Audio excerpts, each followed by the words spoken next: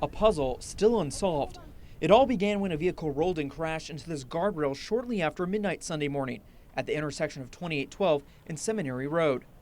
When police arrived, the seriously injured driver and his sister-in-law were at the scene.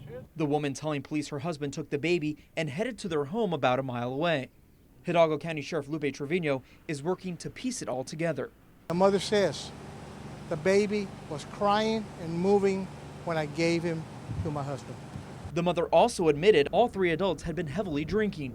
What possesses a parent, very intoxicated parent, to take a 2-month-old child on a ride at 12:30 in the morning with a drunk driver is beyond me. It was not until 10 o'clock Sunday morning that a security guard at the hospital had overheard the father was located and the baby was missing.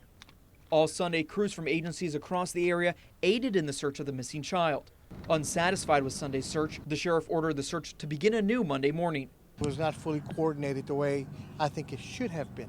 While investigators searched the father's path home, a group of 4 fishermen in an adjacent canal spotted the baby's body, 50 yards from Seminary Road. But the question to how it got there is still not answered. He might have thrown the child in the lake and the pipe sucked it in and brought it on this side. Maybe he rolled in the water when he laid him down. The father confessed he hid in the brush every time a car passed him on his walk home. Sheriff Trevino says the autopsy will provide answers. The autopsy is going to be very important here because if the child has water in his lungs, that means that he was tossed in the water or fell in the water when he was alive.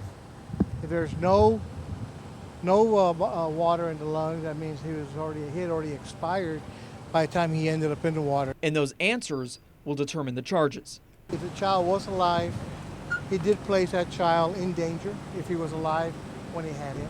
Obviously, he did not seek any medical aid for the child after the accident, which is a separate charge.